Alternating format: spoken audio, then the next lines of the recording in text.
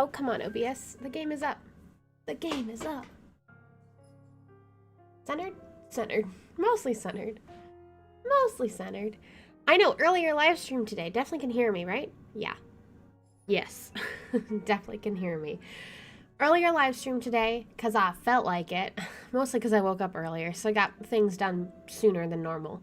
But yeah, I figured why not? And hopefully I can do a little longer because this first nap that the Babette takes is usually pretty long. She went down at 3:30, and it's almost 4 now. So she should be out at least until 5:30. So I have an hour and a half, maybe 2, depending. So hopefully I can get through at least Rebecca's long story. My God, Rebecca. Nobody even likes you, Rebecca. No, I'm kidding. Well, I mean, I don't like her that much, but you know. And of course, welcome to the chat, Blinksome02. Nice to have you back. And without further ado, let me do. I can read out loud. Everything will be fine.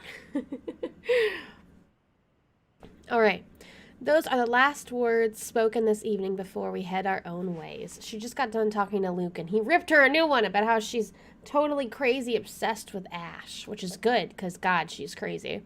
Up until I arrive home, I still can't understand him. Here, however, a whole different set of questions await me, and much like everything today, it comes with the littlest of things. A lone note greets me upon reaching my unit's door. Its edges flutter lightly against the faint, warm breeze passing through the small complex. My hand stops short of twisting the knob as I stare at it, though I don't make any moves to take it. Ashton's neat script lines at surface. Dropped by earlier, you weren't around. Any ideas where Scaredy Cat is? I couldn't contact her. Inspector Abigail has a few questions. LPD stuff. Something about her dead co-workers. Yeah, because Isabella knows. Anyway, let me know how the two of you have been doing. I'll see you later, Ash. He really put a winky face? This dude! If he didn't know that Rebecca's been pining after him this entire time, then he is the dumbest and the most oblivious man I have ever heard of in my life. But if he did know, and he's putting these winky faces, I'm even more upset with him, honestly. The message he left short and straight to the point, but not without the underlying hint of friendship. Underlying hint? That's hint of something else when you do winky faces. I don't wink at my friends. He's looking for Isabella, apparently. Something about LPD's investigation of her co-worker's death, but ends in a formal tone by checking on me. Us. And any other day, the former part of the message will likely prod the piercing envy I've been holding, while the latter will probably send my heart aflutter. Little things from him that I want to mean something more. Yet this time only guilt fills me, and my eyes briefly shift towards Isabella's empty unit. Yeah, where the heck has she been? Like, I don't even know. Her story didn't really go this far. This is a cute picture of Luke and Kylie. Oh my goodness. That's adorable. I love it. Luke's words repeat inside my head as I do so. Is that all you are? Just some lovesick woman craving for another's affection? Exactly, Luke. Please play on repeat. I sincerely hope not. Kylie spoke highly of you. Have I always been like this? Yeah, from what I can see at least. But I'm assuming yes. This selfish? In truth, I've intended to call Ash after that dinner. If I didn't catch him here, invite him to the party like I've planned. There's time and he's still probably awake at this hour. But my hands won't move, and perhaps it is for the better. Until I've had the time to think this through, it'll be best if I distance myself from those I've been clinging tightly to. Okay, those? You're gonna distance yourself from all your friends? That's a little rude. She just needs to have honest discussion with herself about how she wants her relationship to be with Ash, and if she wants to tell him how she's been feeling, then do it, because if he's a good enough terms with her, they'll make things work as friends, or maybe they'll get together, you know? But, like, she can't keep doing this and sit in the middle and obsess. Find a different perspective and see things for what they are. With a soft sigh, I reach for the note and crumple it under my hand. The knob twists open with much ease when I enter this time. Maybe after some introspection, it'll be easier. For tomorrow, I have that woman in the mansion to worry about. I wish we got to see her apartment, though. We've only seen Isabella's apartment on the inside, and Zach's. I want to see what her apartment looks like. Is it clean? What does it look like? The night wears on without further incident, despite the great number of thoughts swimming inside my head. I'm still making sure my volume's good. I'm a little paranoid today. Also, background noise might be my AC. It seems to be pretty decently cooled today, so I hope it doesn't get that hot. We never know. Come morning, there's only a hush, a strange sort of stillness, unlike the ones greeting me every morn. Every morn, yeah. This one's uneasy, tight with anticipation, like a string stretched thin, merely waiting for the proper time to snap. Hey, Kiwi. Yeah, it's almost spooky day. Spooky day. I'm excited. I'm excited mostly because my husband's taking the Friday and Sunday off. No, Friday and Monday off. So we have a 4-day weekend to hang out. And we do have Halloween costumes, although they're not the best. But it'll be cute to take pictures in it. The baby's gonna be a rat or a mouse, whatever it is. It's like this cute little onesie. And then I'm gonna be a chef, so it's like Ratatouille right there. And then my husband's gonna be a doctor because he actually works with animals and rats at a college for like actual medical studies and stuff. So it works for him, like it's literally him. So we figured might as well do that because it'll be fun. So Ratatouille for me and a baby, and then him, doctor, and a rat. Or a mouse. I think it's a mouse costume technically, but Ratatouille is supposed to be a rat. So, I don't know. It's both? Granted, it doesn't make my day any less pleasant, but the edge is there. What are you going to be? Are you going to be anything, Link? And Kiwi, are you going to be anything either?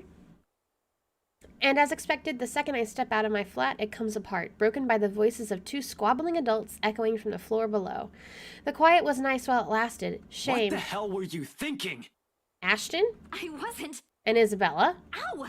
Could you let go? Why are they arguing downstairs? They're upstairs. They're on the 3rd floor for their apartments. Why are they downstairs? An anime character? But which anime character? That's a lot. Oh my goodness, Tanjiro, that's such a good one. Honestly, my husband probably would have done that too, but he liked the idea of being a doctor type thing more, just because it's more realistic for him. But yeah, he loves Tanjiro. He'd honestly, if I got him a jacket that had Tanjiro's like design on it for his cloak or coat or whatever it is, I don't know what to call. There's a word, but I don't know the word. He'd probably love it. I wonder if I could do that for our anniversary coming up. Not a few seconds later, they both ascend the stairs with Ashton pulling Isabella by her wrist. But are you gonna go anywhere? Trick or treat or party or anything? Because we're not gonna do anything. We're going to stay home and just take pictures and put it on Instagram. And yeah, we'll probably be playing games too, Kiwi. I agree with that sentiment there. But at least make sure you go shopping for candy after Halloween. That's the best time. Get that discounted 50% off chocolate that they have sitting everywhere. Just in our neighborhood. That's nice though. At least it's still something to do. That's kind of what I like about October with Halloween. It's like a kickstart to the holidays. You actually get to start hanging out with people. She struggles, as she should, but his hold on her remains firm. In fact, I might be live streaming that weekend. I don't think I'll be playing this game anymore. I hope I'll have it finished by then. I'm pretty close to it. But I do have another horror game that I can play that I haven't played before, and I really want to play that next after this on live stream. So maybe next weekend. Freeing herself means having to draw blood. What? She's just gonna murder Ash right here? As she attempts to pry his hand off with her other one, or using unnecessary force to push herself away. Neither of which is better than the other. One could potentially end in an accident, while the other means having to hurt him physically. She has a good sense to realize that at least. However, there's the AC. It doesn't take the desperate edge in her voice, when she answers Ashton's temper with her own. So on they go, none the wiser to my presence. You have any idea how much trouble you could get in? A lot, I'm assuming. That's why I'm asking you for help. Is this what you've been doing these past 3 days? Because this doesn't make your case convincing, Isabella. Rose died, Ash. I know. Every single person in Luxburg knows. It's on the damn news. But that doesn't mean... People are missing. Some of those are my friends. And BRC's just covering it all up. How are they covering it up? What are they saying? Just saying that they ran away or something? You can't just barge into my office and expect me to do anything about it, right off the bat. This isn't a children's game, Isabella. We have procedures. We have to follow protocol. There's red tape all over this case for a reason.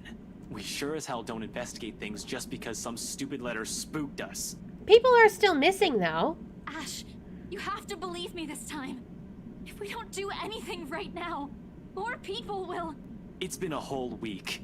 This stupid letter prank is getting old real fast. I'm sick of it. How has he seen nothing? It was funny the first time, not so much now. You're the only one that can help me with this, Ash. Even Rebecca won't. All right, you two are awfully loud. What's going on here? Both of their heads snap up, almost in unison. A displeased frown is on each of their faces, but this is a necessary interruption. What can they do? People still in their units have already taken interest in the commotion, with some taking a peek behind their curtains, while others are bold enough to creak open their doors, if only slightly. Nosy people eavesdropping! If they don't keep it down, pretty soon our landlady will show up. Getting a reprimand from her is the last thing I want to happen. First thing on a Friday morning, even if this is hardly my fault. If you want to continue this, you two better do it elsewhere. You're disturbing other people. I mean, yeah. Don't worry, we're done here. Ash, No, Ash, we aren't. Ash. Becca, I looked it up. I called them. I visited some of them, and Which you shouldn't have done in the first place. It doesn't matter! Isabella, you're going to create more problems for us with what you're doing. A team has already been assigned to it. Leave it to us. How was she supposed to even know that, anyways? Like, it doesn't matter. There's no one preventing her from going to talk to coworkers. your precious team is looking at it the wrong way. Becca, it's not just Rose. There are others. That last bit strikes a chord, prods us strongly at a memory, at that vicious smile already etched deeply inside my mind. The image appears clear enough that, at the mere mention of it, I stumble on my own question. What do you mean? The letter, Rebecca! It's not... It's nothing. If there's really something going on because of that dumb letter, none of us would be standing here. We've all read it, haven't we? Yeah, but Rebecca could have died, but I kept her alive. I mean, But Isabella. Rebecca's alive. Zach's alive. I'm alive. So for the last time, this isn't a curse. There's a murderer on the loose, and your coworkers happen to be the victims. Being yourself is still a pretty good Halloween costume, technically. It could be pretty funny. No, I'm kidding. Give it a rest, Isabella. It's too early for this shit. Don't you think that's too much for a coincidence? It really is. Not so much. Most serial killers follow a pattern. I'll tell you about it some other time. That's why he thinks it's Luke, which is so And stupid. anyway, coincidence or not, the point is, civilians like you aren't supposed to get involved. You're putting yourself in danger. Like, I get thinking Luke, who bought the mansion that all these people were involved with, who have gone missing or died from, I get that you'd think it'd be him. However, he didn't care or know about it at all. It was Hannah who figured out about it, so that automatically clears Luke. And to top it off, it's not like Luke cared about whoever restored it or was trying to sell the house prior to meeting Isabella and Rose. So it doesn't make any sense to think that Luke would have any motive to kill off the people who were working on cleaning up the place to sell it. I wasn't chasing after... Will the both of you slow down and stop arguing for a minute? What's this about your coworkers, Belle? Becca, please don't tell me now you believe this shit. Shut up, Ash. Sure, in a heartbeat, I'll agree with Ashton. That's how it always has been. Besides having a very good point, really, they're the very same ones he'll make every time I ask too many questions. But the fact of the matter is, what he wants to hear from me right now is far from what I've been seeing, sensing these past few days, exactly. It doesn't matter what Isabella or I believe on our own. Something odd has been happening around me, and that letter she picked up is at the heart of it. Saving, but we're definitely gonna do... Belle, you shouldn't be doing these things. I might have seen her. Yeah. Yeah. Forget you, Ashton. Ashton in particular won't be happy to hear it. Imagining the look on his face doesn't take too much effort. His entire posture shifts the moment my reluctance shows. Shoulders tensing, brows furrowing, eyes gaining a sharp edge. He's already bracing himself for the disappointment. And it will be a disappointment. Not in a million years did I ever believe I'd be saying this either. I might have seen her. The woman Belle's been telling us about. Yeah. The one she said she saw in the attic. But even if you don't wear a costume for Halloween, which is totally fine, just make sure you get that cheap candy on November 1st.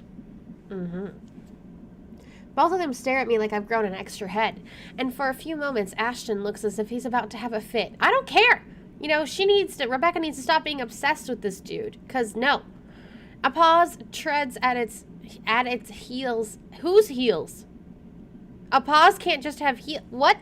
A silence thick enough one can almost hear a pin drop. You're kidding, right? Why would she be joking about this? Has Rebecca ever joked in her life? Do I look like I'm joking? Thank you. Really, Becca? Not funny. Ash, I'm not lying. Why would I lie about this? It's been this way since the film fest. The past few days have been really odd since we read that letter. Or maybe you're all just feeling under the weather. Oh my god, Ash. I'm not sick. Don't you think I'd know that by now? Becca, you're starting to sound like Scaredy Cat. Yeah. Give me a break. Why don't you? I'm sorry. I'm so sorry, you two. Isabella's voice cuts sharply through the conversation, abruptly putting an end to the brewing argument. It's all my fault. This is all my fault. No, it's not. Ash was the one who pulled the letter out of her purse, so if anything, it's Ash's fault. I was only hoping I could fix this before any of you. I'm sorry for dragging you all into this. She breathes in, deep, steadying, and in that moment, something falls behind her eyes as she looks I'll away. fix this. I promise. How? A quiet resolve, the same one I saw on her that night from 3 days ago. But this time it burns brighter. Even Ashton wavers at its sight. When she looks him straight in his eyes, gaze unflinching, gradually his grip on her wrist Belle, loosens. there's nothing to fix. The problem is... Just this once, Ash. Her voice, though small and lacking any force, stops him. Along with it, every sound, every noise dies around us, a hush descending as if the world is waiting for her words. You don't have to come with me. But if I don't do anything, I am going to regret it. Yeah. She lays a hand on top his, gentle, pleading, almost intimate if one does not consider the circumstances we found ourselves in. Please. Ashton will never tell a soul and will never admit it to himself, but it is in that short second that his own resolve breaks. The moment that hard edge in his eyes softens and he relinquishes his hold on her, letting his hand fall limply to his side. Wordlessly, Isabella steps back and runs off, leaving only a muttered thanks and a small lackluster smile. Only after the last of her footsteps fade away does Ashton move, breaking the silence with one of his sharp exhales before reaching up to pinch the bridge of his nose, a gesture of frustration and surrender. Did you really have to tell her that? Because I have been, What it's the do you truth. want to hear from me then? That everything's fine? No, I want all of you to stop putting these ideas in her head. None of it is helping. Never mind. Don't worry about her. I'll bring her back here. No, you won't. He's already poised to leave when my own instinct takes over. I reach for him, gripping his elbow, in the same unyielding grip, the action prompted by voices whispering at the back of my mind. He's already made it clear he's not going to believe me, but he deserves a word of caution. Who knows where all of this will take us, how all of this will end. He shouldn't get caught off guard, beliefs notwithstanding. Ash, I know you don't believe in those things she's saying. And you know me. I'm less inclined to believe in those things as you do. Yep. But I've seen something. There's something strange going on here. You don't have to buy it. If you don't want to listen to me, fine. But please, try to hear her out. It's bad enough that Isabella goes off like this without telling anyone. Yeah. I'm just worried something might happen to her if she keeps at it. Talk to her, okay? As if she trusts me enough for that. She would if you were just nice about the subject. Huh. Doesn't the fact that she approached you first about this, instead of me, already say a lot? Yeah. A different kind of trust, granted implicitly and never spoken, sometimes too big, too fragile to last. He falls silent for a long moment as he turns it over in his mind. In the end, all he manages to offer is a small nod before he departs, and a promise to at least listen to her without teasing or the jibes. A favor for me and the least he could do for her. This is as much as I can do for him as well, until I have understood what's happening myself. Tonight, hopefully, where this all started will provide the answers I'm looking for. Oh, I forgot it's Friday. Yeah, it's the... This is a great little argument. Because they just described it. They didn't show that his arm was on her, but it was. Okay, and this is when the party happens, and then Marianne, this chick, goes to the basement because she keeps seeing a dead girl that she was in love with in high school, and she follows her, and then she finds this video footage of kids from the high school who probably died because they went to the house because they were dumb, and then she finds this dungeon, and she gets locked in it, and there's a lot that happens on this day. Except the whole thing's off to a bad start, and all of a sudden, whatever Isabella claims dwelling in this mansion becomes the least of my problems. Before that... Okay. What was this option? I'm sure one of these options was if Isabella was dead. You know, because she could have died by now. And maybe the other one is if I agreed with Ash? No, because Isabella wouldn't be here. I would have been just talking to Ash then. God, this has so many weird ways this could go. It's so interesting that Rebecca's story is so dependent on everyone else prior compared to anything else. Hey, Critical Game, welcome to the live stream of this horror visual novel. Okay. Oh, at least I made progress. I'm almost at the end of Rebecca's. Of all the cabbies in Luxburn, I have the chance upon the superstitious one. All of the cabbies seem to be superstitious. Still not as bad as finding out your car starter refuses to crank on when it was still working this morning, yes. Oh! What happened to her car? But it's equally as frustrating when you're forced to walk the rest of the way, all because the driver got spooked. Isabella and him would get along so well. Oh, maybe the cabbie's car is what got broken. I was like, her own car broke like that? Damn. I do get his reasons. After all, I've had my fair taste of the bazaar lately, all of which might have brought upon that letter that Isabella found here. But if you'd think he'd at least be charitable enough to take me a little closer to the house itself and not distance 15 minutes away? That is a long walk. Good thing I'm not wearing anything too formal or constricting. A Halloween-themed video? I mean, I could, but the Halloween costume I'm going for is just a chef's costume. But I'll probably do it on Halloween. I do have a horror game I can play, too, so. Halloween is Saturday? Next Saturday? Sorry, song is gone because I clicked out of the game. Next Sunday, not Saturday. I could definitely do a Sunday. That's easy. That's easy. And yeah, I could wear my costume. It wouldn't be that hard. And that's a very good idea, Critical. Very good idea. And I don't know what time it'll be. I mean, there's still a week till Halloween. But I'll probably schedule it, and then the live streams leading up till then, I'll tell everyone. But I don't know for sure yet what time. We'll see. Otherwise, that short walk would have likely put me in a bad mood long before I had to suffer in a room full of strangers tonight. Although this soon proves to be a problem the second the driveway comes into view and I near the entrance. Severely underdressed is a total understatement to describe how I look. Cars worth more than my own apartment and childhood home combined line the mansion's front yard. Men and women decked out in their best also flock near the entrance. Most are eager for the festivities to start, while some are simply idling about, enjoying the warm afternoon sun before it sets. But once the woman standing at the front porch speaks, their undivided attention immediately shifts to her. Hannah! Presumably Miss Wright, and from the confident manner she holds herself among present company. This despite keeping a far simpler appearance than the rest of her own guests, or not having her husband beside her.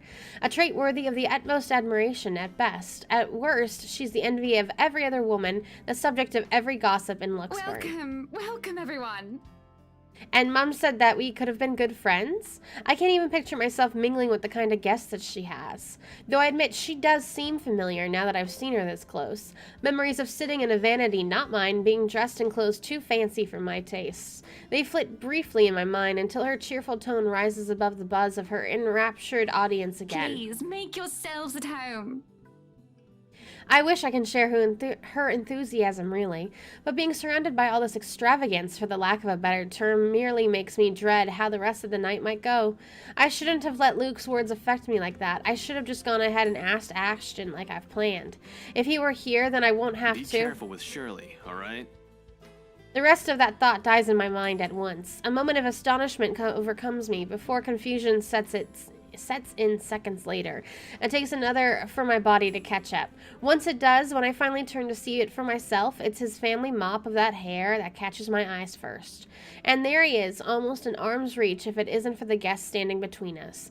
Ashton Frey, standing at the, oh my god, mansion's driveway with an air too lackadaisical for someone who absolutely abhors parties of any form.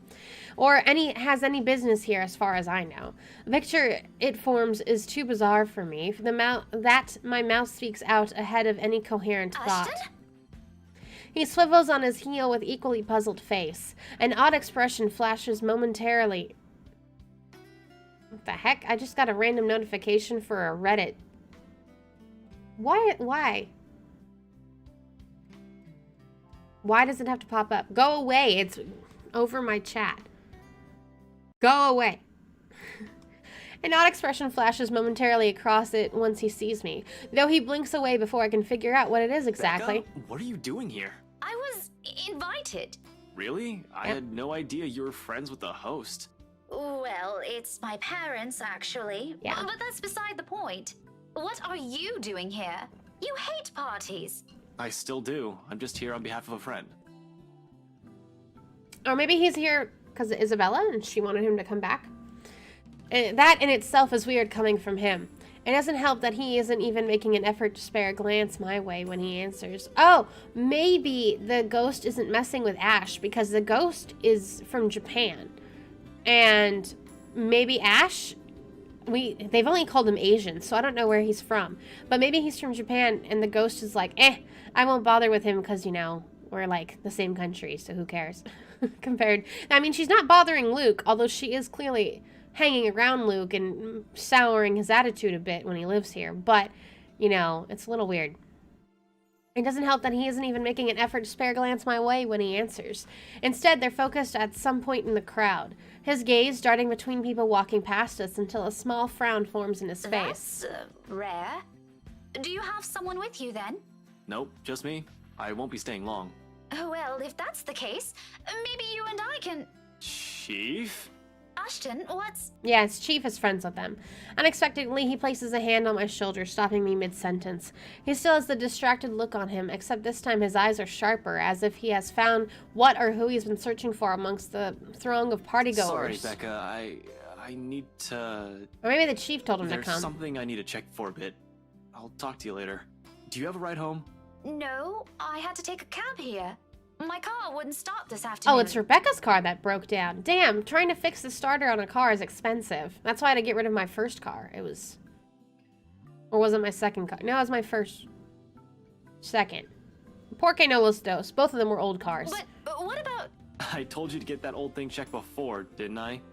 You can head back with me after this. Anyway, I gotta go. See ya. Be careful, okay? And then Zach is also here, but that must just because he's a photographer for a magazine and they want to take photos of the party.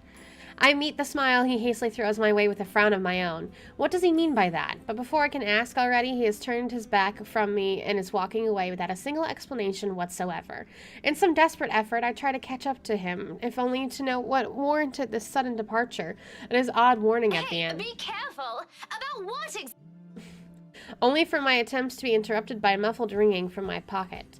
Mom's cheerful voice greets me as soon as I answer. Yes, I'm at the party already, Mom. Yes, I'll say hi to her if I can. The conversation itself doesn't last long. Just a simple hello, a reminder to enjoy the party, and just send their regards to their old student. But when the call ends and I get to look up, Ashton's already nowhere in sight. With a sigh and admittedly a little disappointment, I tuck my mobile back into my pocket and head inside. Even with familiar company, however coincidental this meeting is, this is somehow shaping up to be a terrible evening. The party hits full swing an hour later. With the host's opening remarks given, still no sign of her husband, the poor woman, and the guests promptly fed, the band shifts a melody to a livelier tune. Soon laughter and rhythmic tapping of shoes fills the room, all in accordance with the lifting strains of music. It seems fun, I admit. Fascinating at certain moments, the flurry of dancers making the music their own, almost with no care in the world. If I weren't so indisposed, I'd have joined the crowd for a song or two. There isn't a lack of invitations anyway, plenty of them, in fact, with some asking more than once. She could have found herself a rich guy here. It's only my stubborn refusal that prevents me from joining them, and I can. A single nod is all it'll take, and the evening would have been far enjoyable. You mean far more enjoyable for me? But pride in my own silly hopes, the thought of being seen with one of them by him curbs that, as much as I hate to admit it. She should have done it, and if he got jealous, well then that explains more of their relationship, but she should just live her life. Because doing so also means outright acknowledging the douche's claims. No, not dancing with anyone acknowledges the douche's claims. How is she this dumb? That he had to be the one to tell me that still sends my blood boiling. I would have preferred someone more agreeable, less of an arse. It's a hard truth to swallow, especially when the very person at the center of it makes denial difficult. Can't even spare me a minute of his attention or a single glance at me the whole evening. Hell, Zachary might have spoken more words to me. The big guy's busy covering the event to boot. But at least he manages to slip in a conversation or two between takes, or a small wave of his hand when he passes by. What's Ashton's excuse? He's been flitting in and out of sight the whole time. One moment he's hanging around a small group, and then the other he's hovering around a string band. Just a second ago, he's wolfing down some deviled eggs by the buffet table, a glass of wine in hand. The next thing I know, he's gone. If I didn't know any better, I'd say he doesn't want to be with any of his friends. Is it because his boss is here? What's the big deal about that? It has never bothered him before. I swear, the next person who asks, I'm dancing the night away with. Ashton can go fuck himself. Wow, You Rebecca. would catch his eye a lot better if you wore nicer clothes, don't you think? Wow. Her voice almost makes me jump, too focused on the gobshite wandering around the ballroom and my own annoyance to notice. If she's heard any of the profanities I've mumbled, or she's taken notice of my discomfiture? What? She made no comment on it, merely greeting me with a small smile when I turned my attention to her. Miss Hannah Wright gives off a whole different air when she's not speaking to an audience. Homely and a bit too friendly for my liking, but I guess that comes from being raised in such an environment and having to deal with pompous, snooty people. Though I suppose nothing has really changed from years ago. I remember her carrying herself in the same manner during that one and only visit. Does she remember any of it? I won't be surprised if she doesn't. It has taken me a while myself. She's probably met a lot of people like little Becky throughout the years, and might have already forgotten about me or my parents. People like her thrive on connections, after all. Nevertheless, I return her smile, awkward and as stiff as it may be. Didn't realize the housewarming was going to be this, fancy. I would have gone with a nice dress if I knew. Oh, you're fine, dearie. It's only really the parvenus, those who climb, that come to these parties all dolled up. Quite the black-haired beauty, isn't he? Takes me a while to realize who she's talking about, until Ashton walks by again, in closer proximity than any of the times he has done so this evening. Still without a look of acknowledgement our way, though, even if Miss Wright speaks loud enough to catch the attention of anyone within earshot. Ash? You know, you really shouldn't have turned down those offers. She's right, but also, it was interesting that you could see her eyes move as he went across the screen. That was cute. If I wasn't married, I'd happily go dancing with those young men. But you said a name. Ash. That's the exquisite lad you've been looking at all this time. I don't know him, and I'm the one hosting this party. That must mean you know each other. Is he your boyfriend then? Because that would explain those rejections.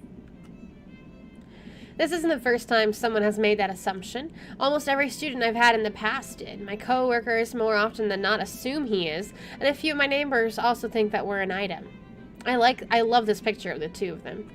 Not that Ashton has ever reacted to those. He's been quite indifferent about it, in fact. Still, the heat of a blush creeps up my cheeks, a denial ready, despite wanting it to happen so badly myself. What? No, that's ridiculous. He isn't my boyfriend.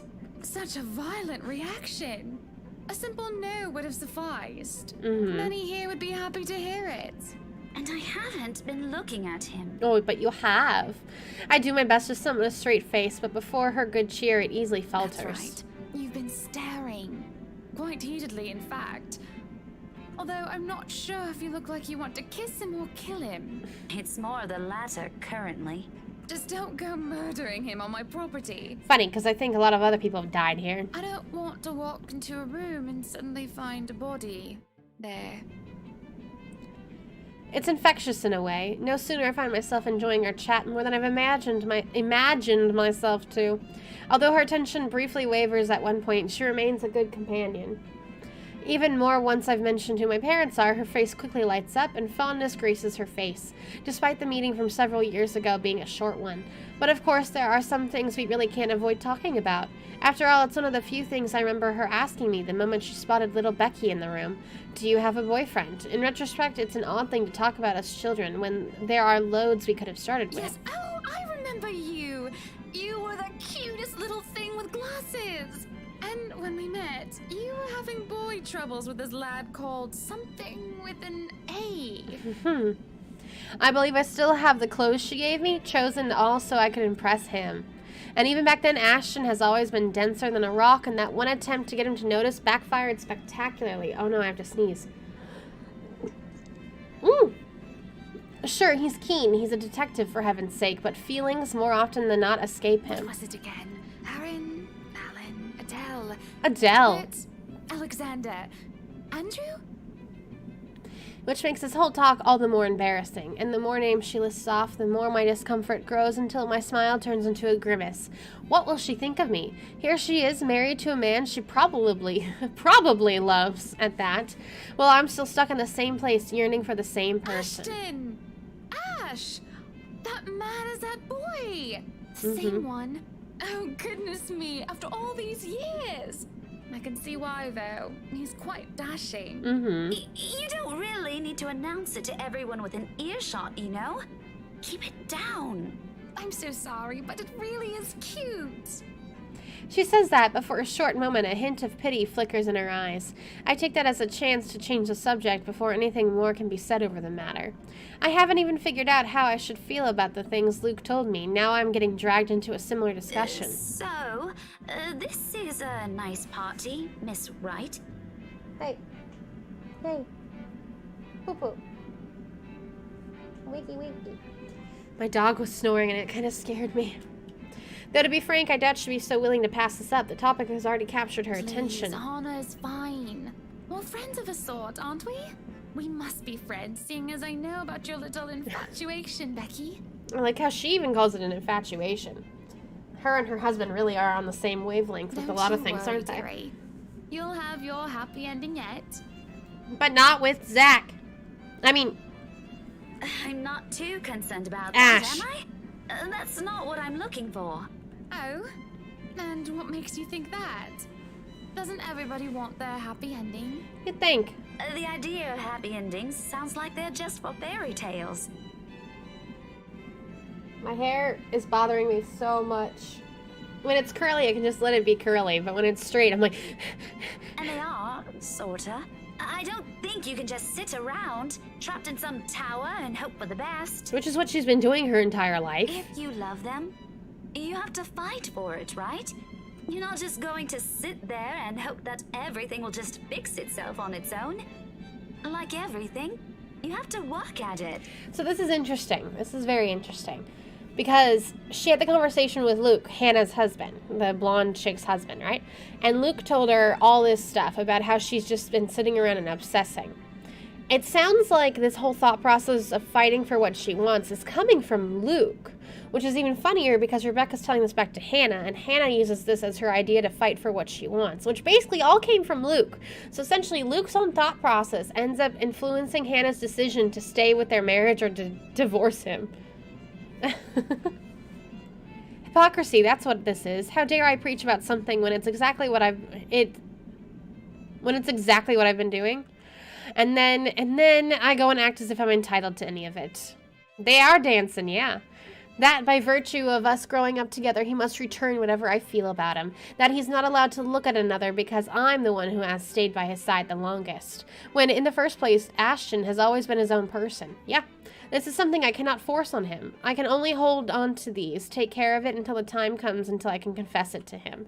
Great if he reciprocates it, but if he can't, if he won't, selfish. I've been too selfish. She really has. How laughable that Luke's words will still strike true up until now. What do I know? I'm sure the daughter of the two greatest professors I've ever known is smart enough to know what she's talking about. At one point, maybe I would have easily agreed to that. However, the past weeks have also seen changes in the way I view things. As nice as these things sound, it turns out whatever I previously know may not even be true for other people or for myself. It is sobering and almost funny how things I might have said with much certainty before now has doubts muddying each of them. But there will be time to mull about these later, because when a hush suddenly descends in the room, a whole different issue rears. Especially when Luke, fucking Luke, strides into the now quiet ballroom, fashionably late and oozing with the same pompous mien he always carries with him. Good evening, ladies and gents. Enjoying the party? I hope I'm not too late in welcoming you all to the Wright Mansion. Before long, Hannah leaves my side to join him, and it doesn't take a genius to piece it all together. Welcome one and all to our humble abode. Tonight, if you have yet to find yourself in your roles, you are all ladies and lords of the court of your king and queen. If you would excuse my presumptuousness. Oh, thank you, Link. So, enjoy the feast that has been laid out for your senses, as we only allowed the best to be served. Enjoy the rest of your night, everyone. His attitude, the manner he carries himself around people, and his unfamiliarity with that part of the city. Of fucking course, I should have known, although I'm partly at fault here. Tabloids and gossip columns have never been really my thing. I should have also expected that wherever Luke fucking Wright is, some sort of drama will sure follow. He seems the kind of person who revels in it, figures it'll find him on its own even when he's not asking for it. It happens amidst a round of applause and hoots that people lagging behind the crowd they've gathered does not catch on until the cheers turn into several scandalized gasps. I am pregnant. Pregnant? You little bastard. You promised me you'll take responsibility. God damn it, Luke. I finally got you to talk to me after months of silence, and you do this to me. What do you mean you're pregnant with? Luke, is this true? Lies and slander, woman! Security! Johans, take her out of here before she makes an even bigger fool of herself! I mean, Johans is right here, so he's on it. No, you do not do this to me. You do not do this to me. I was so ready to leave my stupid oaf of a husband. I told you to leave that damn wife of yours. Look at her. Does she look like she wants a baby? Does she look like she could take care of a baby? She definitely can take care of a baby better than her. The girl in question with this hair, she is 41 years old and pregnant, and she's been sleeping around on her husband with lots of guys apparently. So it's like, who do we know really is the baby daddy? But the blonde is 31 and she's also pregnant but hasn't told anyone yet until the next day, I think. But I'm pretty sure she can take care of a baby better than this woman who gets drunk while she's pregnant. The commotion doesn't go further, despite the drunk woman appearing like she has plenty more venom to spill. In a little while, security shows up, escorting her out. Apparently, she's the chief inspector's wife, too. As if this whole thing can't get any more fucked up than it already is. Rebecca cusses a lot. What a mess. But the damage has been done, and beyond the repercussions this will bring, I'm more worried about Hannah. It's interesting that she cusses so much being a teacher of students. Maybe Luke too, in part. I've seen the man that hides behind his self-importance, and it is someone who cares for the person who stands beside him, no matter how questionable that is now. After all, no anger is worse than that of a scorned woman. And Hannah, well, as refined and well-mannered as she is in front of their guests, I'm not sure she'll be all too willing to tolerate this. Her party, her home, her husband, and that woman just dared to walk over it. It's in her eyes when she turns to her, the face of someone who demands she be given the same respect she has long deserved. You are no longer welcome in any of our estates, our properties, and our businesses. And we will no longer patronize yours. Getting at the end, thank God. I can't wait to see what Ash is going through. Now, escort the girl and make sure she isn't standing even an inch within our grounds. And apparently they have a lot of acres, so that'll take a while. Hannah's outrage is the strange sight to witness after those smiles and grace that she has carried herself through the entirety of the party. Like this, her eyes burning bright with fury, I don't doubt she can do so much more. Ruin the scandalous woman if need be. Shaming her is already an act of mercy, generous enough coming from her. You won't show your face to me ever again if you know what is good for you, Rochelle. Take her away. No one protests, not even the subject of her ire as she is forcibly dragged out. Even the smile on Luke's face wavers when she eventually turns to him and pulls him out of the room for a talk of their own. For a brief moment, there's a concerted effort between those left in the hall. A short second of tense silence while struggle to figure out what to do with themselves. But true to the kind of talk these situations attract, it doesn't last too long. Soon chatter explodes throughout the whole ballroom. Worried murmurs, clicking of tongues, and inappropriate gossip filters through thick tension in the room. Most of them haven't even left the premises and they're already talking about it. Tomorrow it'll be on the news for sure, and in every local broadsheet and tabloid in Luxbourne. I couldn't care less about any of it. Simply thinking about this already gives me a headache. When the shock has faded, I just feel bone tired. I've accomplished nothing of what I've come here for, and apparently Ashton has disappeared sometime during the commotion. I'm not sure what pisses me off more. That he's ignored me the whole evening and might have just left without saying anything, or knowing he's obviously has some other motive for being here. Can't he at least trust his own friends for You that? don't have to hide it from me. The only relief to be had in this place, perhaps, is Zachary's comforting smile when he approaches. He appears as disturbed when he stands beside me, fiddling with the buttons on his camera, even though the device is off. Eventful night, huh? You can say that again. It was awful. He pauses for a moment and stares at me intently. Then he laughs, a tired one but filled with humor in spite of what we've witnessed. Let me guess. Ashton. Mm-hmm. What makes you think he's my problem? Just a hunch. And, it's all in your face, actually. Yeah. Why does he have to? I don't understand that man anymore. Like I always say, you should just... Oh, you can bet your ass we're going to have a very long talk. I'm not letting him off easy this time. At least Zach has been telling her to talk, but I don't think she's actually been honest when they talk. I'm sure he has a good reason. He won't say it, but he likes being around us. Heck, we're probably the only people he likes. Probably. He ain't gonna ruin that for something stupid. He can be dense, but he ain't dumb. But that's exactly what I've been telling people, isn't We'll it? see about that. I just want to go home. Are you done here? Nah, sorry. I can't until the party ends. It's all right. I'll just take a cab or something. I'll see you later, Zachary. Before removing myself from the room, I lay a comforting hand on his arm. He'll need it amongst these people. Among us. And then I'm gone, more than ready to end the disastrous night as early as possible. As it turns out, the night isn't done with me yet, because no sooner has the porter closed the door behind me, I find myself standing alone in the foyer with the one Luke Wright. No sign of his wife, just him and the agitated clicks his shoes make, while he treads around the empty room. Away from the media's prying eyes and their guest-judging stares, it's easy to glean how much the scandal has him shaken. Not to the point where he has utterly lost his composure. He appears to have mastered himself enough not to. But an ample opening is there for nervous edge to show on the lines of his shoulders. Do you know? The man is not as tough as he makes himself out to be. No, that's why he drinks so much, clearly. Sure, I've seen this before, briefly, in that 1 second in the hallway at school. It's a strange matter, however, to witness this out in the open. Behind closed doors, this is the real Luke Wright. Though maybe that's because he hasn't noticed my presence yet, busy as he is with his thinking. If he's aware, I doubt he'll be acting like this. His pride is one thing he will always wear with him. Even now, when I place a gentle hand on his shoulders and he whirls around to face me, there's a second-long moment of anger flashing across his features before it dissolves into confusion. He tucks it away as quickly as he can, but it does nothing to change the impression I've built of the man in my head. Must you be everywhere? Accurate. We've only met 3 times, Luke. Quit the dramatics.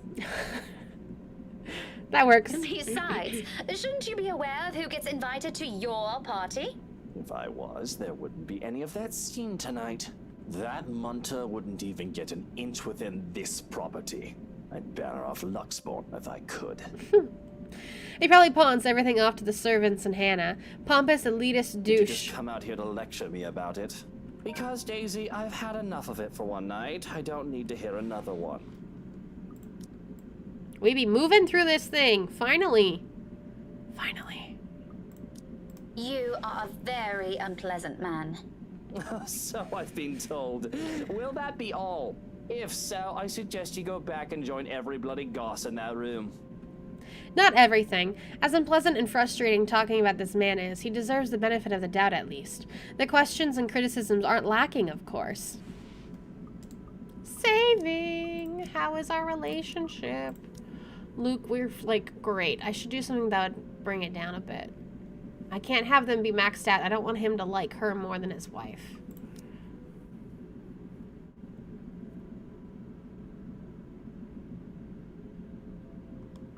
Is there some truth to it then? Yeah, that's fine. You should be with your wife. I get. But, like, bring their relationship down a smidge. To his credit, he does appear extremely offended and repulsed by the notion. His mortified expression alone answers the question, but I want to hear it from him, even if he takes nothing short of a I don't know what that word is. Tone, just to answer that. Daisy? Oh, Daisy. If you believed every scandal that came along, I'd have 100 children already. That's not the question she asked, though. Do me a favor and give me a break. I get enough of this false shite from the tabloids. Well, I'm sorry for asking. I just wanted to hear it from you, douche. And now that you've heard it, does it change anything? Are we going to start seeing miracles now? A solution to poverty? Pigs flying in the sky? Why is Luke so funny? Is some friendly concern such a hard thing to comprehend for you? He pauses at that. Suddenly, he doesn't know what to do with his hands, and in the end, he simply stuffs them back into his pockets and sulks. I'm not too shocked it has caught him off guard. There probably aren't many people who would tell him that. He's a difficult man to get along with. Zachary probably won't want to be anywhere near him, despite the man having the patience of a saint. Ashton he can tolerate, maybe, though I highly doubt he can keep it up with Luke. Dealing with him requires more than patience. It's a huge mystery why I still bother. When the awkwardness passes, mostly coming from him, he merely glances away. Baby, I don't need your stupid friendship. What a kid! Oh my Good heavens! I really want to ask how Hannah's able to deal with you. He's interested. I can tell from the frown he shoots my way. He's likely wondering how I've ended up knowing her. I'd humor him any other day, probably tease him about it and keep him guessing just to annoy him if I'm in a good mood. But my own patience is nearing its ends. After Ashton, after the whole fiasco here, and now him, he won't even answer my own questions properly. Why should I answer his? Moreover, there are other matters more important than that. His marital problems, first and foremost, and his attitude follows right after. Concerns aside, I can't help with those. Those are things only he can fix, and it's definitely not by standing around here. So with a slight wave of my hand, I end it right there and walk away from him, although I can't resist the urge to glance back before I leave, if only to have one last look at the man he really is. But the instant I turn my gaze on him, I see it. Oh, shoot. Poor Luke. Poor Luke, man. This girl is obsessed. And by the girl, I mean the ghost. Looming, hovering over his shoulders, drawn to him like a moth to the flame. Like the first time I've stepped inside this place in search of Isabella. He was there too, wasn't he? That man along with his wife and another person, Miss McCulloch, and that shadow. No, a woman now. Her, no longer a dark blur. Terror rushes through every vein in my body, crippling sensation gripping every part of me while she stares at me with a glare filled with nothing but hate and venom. It's like staring at the eyes of a woman I've unknowingly robbed of something precious. I try to say something, a warning, but before I can gather my wits and voice it out, someone shuts the door behind me, as if to keep outsiders away from the secrets the mansion possesses. ... Oh, where'd my mouse? My mouse flew. My mouse flew. This is such a big day. This is cute. The brush of fresh air against my cheeks does little to dampen the chill in my bones. By now the sensation, the fear and disquiet it leaves whenever I see her is familiar enough for me. Already it's made a home in my nerves. I don't even notice the trembling of my hands until I cross my arms across my chest. The cold from the tips of my fingers seeps through the thick material of my shirt. Neither of it helps bring together some semblance of coherent thought in my head. But I know I should. Someone has to tell that douche. I start walking back before fear can cripple me again. It's not wise, returning that is, especially after what happened. But Hannah's still an old friend, and Luke doesn't deserve whatever misfortune that letter might bring. I can't just leave those two in there. Isabella's right. She's real, and there's something she wants from everyone who has read that. Where'd you go off to? If you're done here, let's go. I'll get you back to the city. My mistake, the second his voice cuts through the crisp night air, is that I've allowed my annoyance get the better of me. Fuming, purpose forgotten, I whirl around and march towards him. One accusation after another piles up at the tip of my tongue, ready to be hurled at any moment. There's no hesitation holding me back when I fling it at him. The straight face that he keeps as I do so doesn't help my temper either. And temper and anger either. It only makes me want to slap him more sense into him. Shouldn't I be the one asking you that? Becca, I've been waiting here the whole time. I told you I hate parties like... And before that, where have you been the entire evening? Right then and there, I might have forgiven him if he had shown some ounce of remorse for leaving me like that. Maybe he could have looked away, given me a sigh, my assumptions might be right. He doesn't even need to put them into words. A single gesture of confirmation is all I need. Rather, what I get is the same impassive look. He does that whenever he can disclose anything. He does that whenever he's lying. In the face of it, amidst the thick tension, a frustrated huff is the only thing I can summon. That way. Fine. Suit yourself. No more words. After everything I've seen and heard tonight, I'm already too exhausted for those. So without speaking any further, I simply walk past him and stomp over to his car. Although, before I can pull open the door, he calls out, one hand outstretched, a gentle weight on my shoulders. Becca. He pauses, his brows furrowing and lips curving into a slight frown. I can almost see the gears turning in his head while he tries to piece together everything he wants to say. Before, perhaps I might have waited patiently for those. He's not a man fond of using words to express himself. More often than not, any gesture of honesty will only come out blunt and coarse when forced. But today, for the one reason or another, I simply can't summon the forbearance. Ashton, if you're just going to waste my time again... Becca, listen. I don't know how else. That much is obvious. Why don't you just take the whole bloody night? Go on. I can wait until next year. Better yet, why don't you just keep it all to yourself like you always do? It's not like... Rebecca, will you hear me out first? No, you never talk. But sure.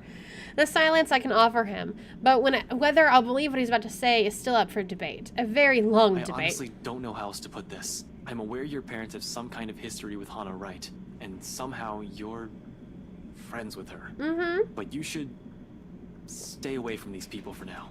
Especially the husband. No. Who? Luke? His expression deepens into a scowl at the mention of the name, but whatever opinion he has, he doesn't immediately voice. Still, something about it greatly displeased him, evident in the stiff note and tone it assumes. He's bad news. I should make their relationship go up a little bit here. Care to explain your reasons? Okay. I've not fermented. What are you doing? What you doing? He's over here rubbing his back on the floor and making huffing noises, and as soon as I said what you're doing, he just stopped and he stared at me. I've not meant for it to sound as harsh as it does, but anger and frustration has never been a good match in me, particularly in nights like this. It's not surprising when Ashton jerks back as if I've struck him. For a fleeting moment, something akin to hurt darts across his features, his eyes narrowing and hands closing in tightly into the fist at his sides. Then swiftly he glances away and shifts his focus on the line of trees nearby, like an answer can be gleaned from the dark expanse. I'm really sorry, Becca. What is it for? For the party? The vague answers he continues to give? Does it include all the times before this? The years worth of it? I don't doubt its sincerity. However, at the moment, the forgiveness he's asking isn't something I'm willing to hand, furious as I am. It's frankly a wonder how I can keep myself from raising my voice We'll at him. talk about this tomorrow, and you better have a proper answer for me by then. There's a brief hesitation before I step away, a short moment of wanting to say more, of waiting if he has anything to add. He's only silent, eyes still trained at a distance. It is the last glimpse I see of him before I climb inside his car. If the door slams closed with the same force as anger as I'm holding, its sound merely vanishes in the night unnoticed. He follows soon after, and shortly we're on our way back to the city. Yet even with the city's bright lights welcoming us, the dense, somber air from the mansion still lingers.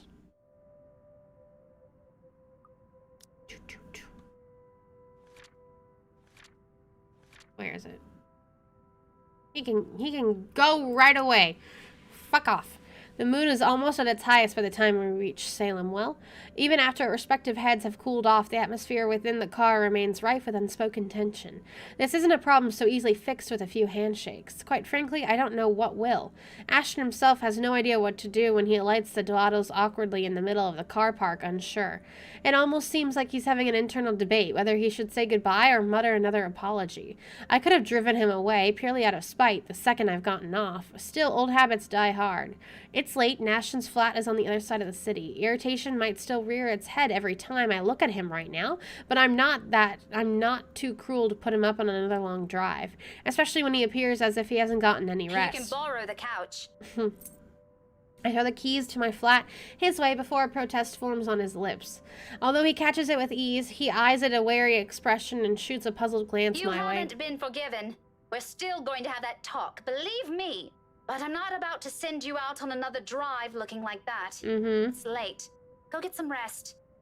We're setting aside a lot of loose ends like this, but he appears to have accepted that reason, at least in the meantime. If he leaves before Rebecca wakes up in the morning to talk, I swear to God, I'm losing faith that he should be with anyone, because God, he's annoying. He does give me another questioning glance when I shove past him, pulling my mobile in the process. And if he is this truly annoying when I play through him next, maybe I agree with everyone else he should have just been with Zach, because Zach seems to be the only man who can, or any person who can actually hold up with him and tolerate him the most. Where are you going? I thought... You go ahead upstairs. I need to contact Professor Andrew. Because I'm sus. Andrew? Why would you... Oh, no. Please. Is this that thing Isabella said this morning?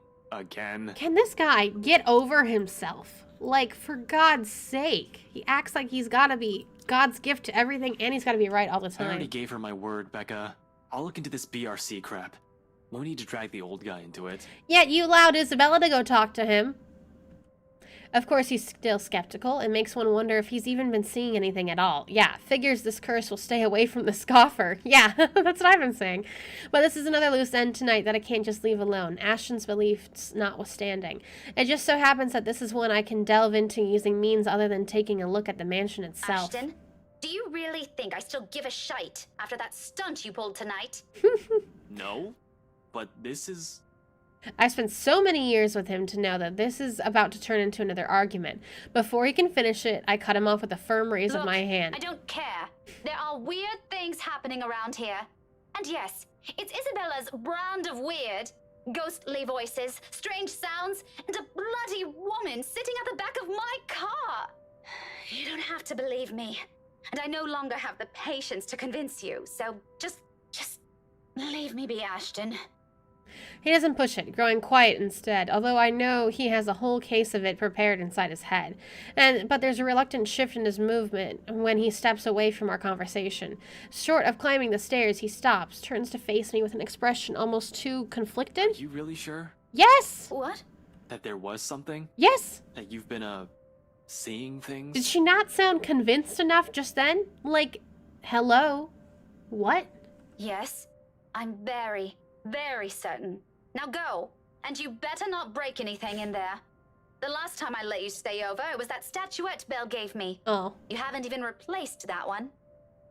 The last of my reprimand goes both unheard and unanswered as he disappears behind the stairs.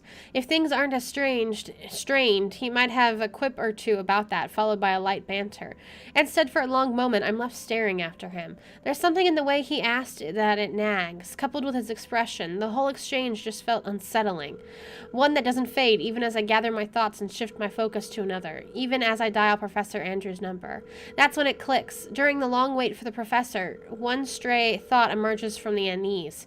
Ashton has not intended for his question to be a jibe. It's concern. For what, though? For my well-being? The letter's curse? The woman I mentioned? The answers for those I will have to wait, however. Finally, the call connects and Professor Andrews' voice echoes from the receiver. Professor Andrew? This isn't going to be... Rebecca, it's late. That was a very weird noise response. What can I do for you? I know, I'm sorry, but this is a bit urgent. After all, this is a more pressing matter. Our lives might be at stake, and we're still in the dark. Actually, I was wondering if I could ask you to do me a favor. ... Sunday. Wow, this is going for so long. This is going to be when we go to the library, because I'm pretty sure her death is if you run away the wrong place in the library. And there's a quick time event. Oh, God. Oh, God. No. No.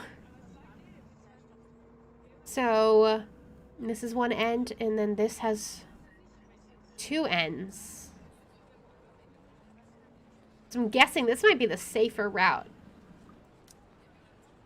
Professor Andrew Clark has agreed to meet with me 2 days later in front of Luxbourne's public library. I knew it! So it's Sunday. Looking for Ashton in the mansion. I also tried to warn Luke about the spirits, but was turned away. As he was about to give up, he received a call from Ash to meet at... Did they have their talk? Are we not going to see their talk until I play through as Ash? Did she finally confess? For God's sake, I need to know these things. Game. He has other commitments, but being a longtime family friend has its perks, and I have my parents' connections to thank for that. Of course, I'm not the sort to impose on him often, but the situation is, well, it's not entirely bad, although it does require calling in a few favors from friends like him. Without his signature, I won't be able to gain access to the library's restricted... Why is there a restricted section in a library? If it was a school, I would get for, like, adults-only section. Although, it depends on the school. But why at a public library is there anything restricted? If I want to get more in-depth information on the Ermengarde mansion, that is, not simply what they chose to show to the general public. As much as I hate to admit it, there's always something people censor, and whatever it is, I won't ever find it in the general section. Wow, she's actually aware of that. That's crazy. And she studies history, too.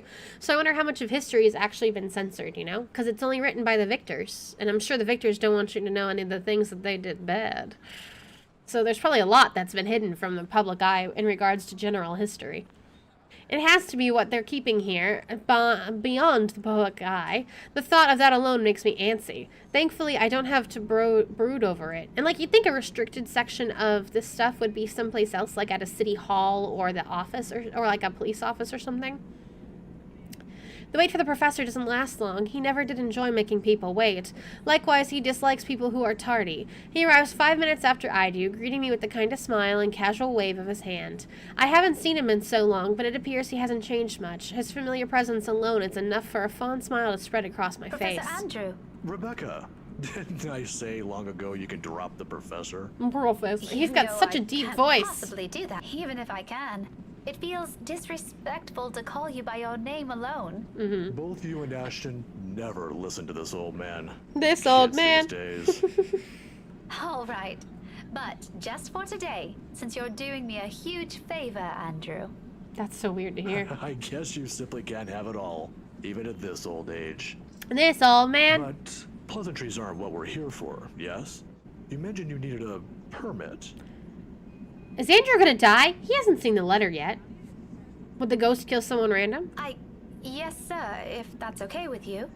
So before the letter was written... Actually, the letter was written when she started haunting. But if the letter was never written, would it just have been whoever enters the mansion she'd mess with? But now that people, like, see this thing, it follows them? You know what I mean? More than fine. Anything in pursuit of knowledge, as they say. Knowledge. He hands me the permit without further prompting. And just like promised, he's also written recommendation after his signature. There is more than enough to get me those files. I mutter a small thanks before slipping into my pockets. Although when I look back up, his brows are furrowed, the very face of curiosity. Not surprising considering how vague I've been during our little talk over the phone. Right then and there, I've decided to tell him if he ever asks. Maybe not all of it, but stuff he needs to know. Wow, I have the sun right on my face. Look at this. I might have to shut that window. Damn. It's the least I can do to thank him. As expected, true to his inquisitive nature, he asks. If you don't mind, though, I know you've always been an eager learner. But may I know what in the restricted section that piqued your curiosity? It's the Ermengarde mansion, sir. Oh my god! Sorry, my eye got itchy. He's quick to raise an eyebrow at that, and for a while I fear he'll take the slip of paper. Oh my god, it's already getting in my eyes. Give me a...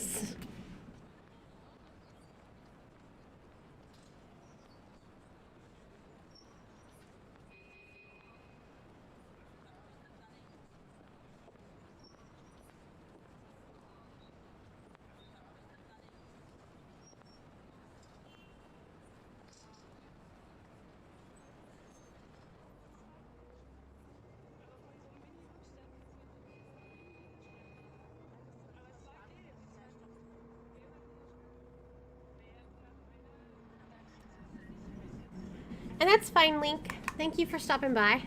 Sorry I had to get up right then and there to close the window. It was bothering me so badly. At least now I'm not blinded. But thank you again for stopping by. And hopefully I'll see you in another live stream. Or if I don't, have a very fun Halloween. Whoa. I can see clearly now. The sun's no longer in my eyes. I have hair stuck on my nail. It's annoying. Oh.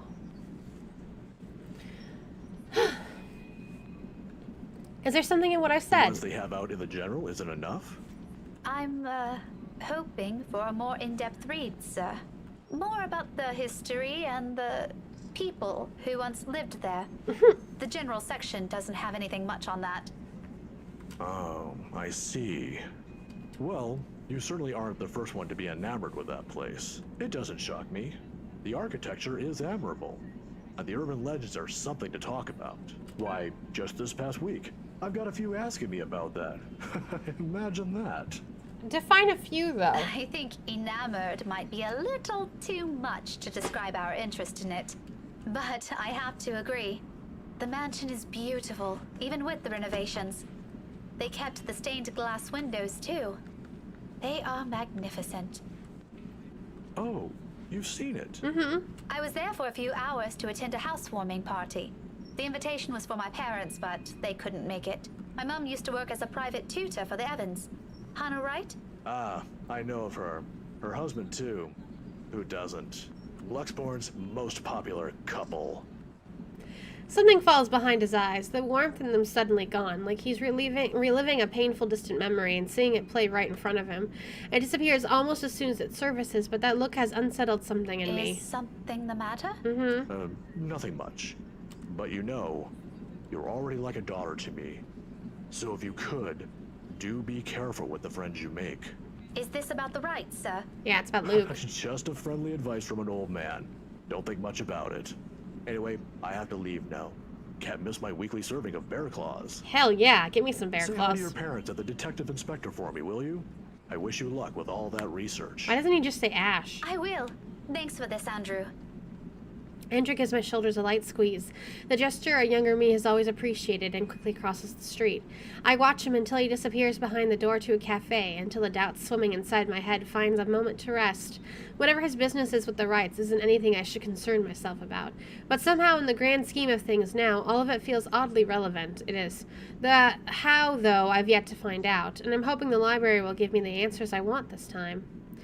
On a gloomy Sunday morning, the library is especially empty, the second floor in particular. I've always considered this place to be sanctuary, a respite away from the hubbub of the city. As a child, I grew up reading books here, and spending hours here to no end, poring over pages, living out fantasies in my head until my parents called me home. Now it feels nothing like it. The silence is smothering, suffocating, even with how clean they've kept the microfiche room, how the entire smell of it lacks a speck of dust or clutter. Breathing is a struggle for air. Not far into my stay, I begin to long for the noise outside, and perhaps a way to calm this unease, I start to hum a tune. Imagine that. Why, of all the things, it has to be a silly nursery rhyme. I've not an inkling. The London Bridge song that Kylie sings. It does its job, however. It fills the lull with something far less awkward, far less deafening, and that is enough as a distraction. I have business here. No time for silly daydreams, only important work to attend to. Even if there's a possibility of it being fruitless, by some means it still feels like I have to do it. If not for me, then for the people who have been affected by this. What do we even call this? A haunting? A Halloween prank gone wrong? A curse? If Isabella were here, what would she say? Will she panic? Will she be angry I only listened to her now? It all stems from that one moment in the movie house, doesn't it? We could have avoided this had we only taken her warnings to heart. One stupid mistake is all it took to send our normal lives into a downward spiral. Frankly, I'm no longer sure if I'm angry at myself for it, or at the universe for throwing us into this mess. But we can only make do of what little we have, and that's exactly what I'm doing. Going here might not be the right decision, but it's a start. A good start. It doesn't take much time for me to find what I need. A microfiche of old newspapers long kept in special storage cabinets at the far end of the restricted section. The year is 1620 and beyond. Before the city of Luxburn even exists in the records, when the mansion has just been built and Anselm is nothing but more than a small sleepy hamlet near a river. And a lot of pieces are missing. Days, sometimes several consecutive weeks without records remaining. Often it goes on for years. Troublesome. But as it is, I'm lucky enough to find anything at all considering how far I'm looking back. Can't be picky now. Can't waste time milling over the record keepers that the old could have done to make this a breeze for I me. can still work with this. There's a faint whir of the microfiche machine keeps me company as I go over each slide, each image hoping for something that goes beyond what the local lore knows. There are snippets, little mentions of the family that once settled in the house here and there, the usual singing of praise for the couple who helped brought up what is a once tiny settlement into a buzzing town. Nothing substantial, nothing I didn't know before. It continues on like this for a good while, until I come by the years after their deaths. The people of Anselm might have loved Lord William and Lady Elizabeth Ermengarde mourned their passing and held them in high esteem in the years after, but it was their daughter that was remembered fondly by the townspeople. If her parents built this town, Lady Charlotte was the one who made it prosper. Remarkable, considering it was a period of recovery from a bout of plague that killed half the town's population, including her parents. What a photo! Wow. Buried history.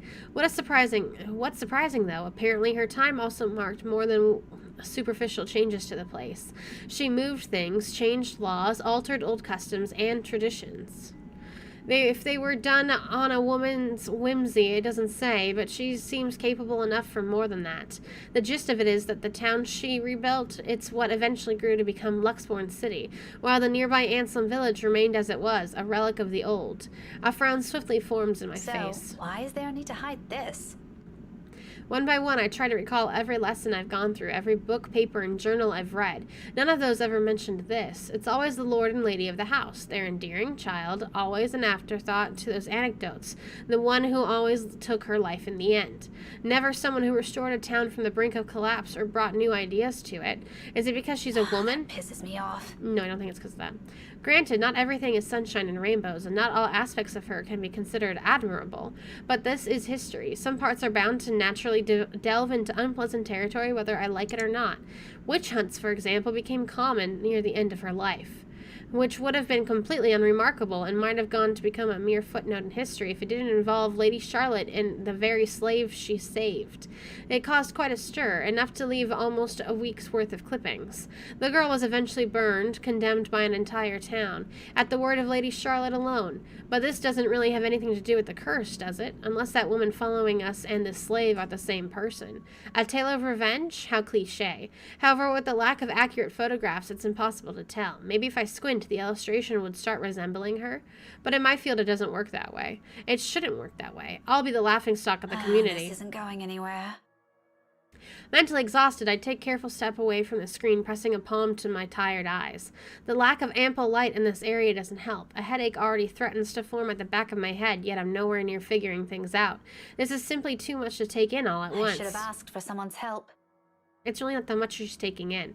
Now I'm at a dead end, and I start gathering everything around me and placing them back in their respective envelopes for storage.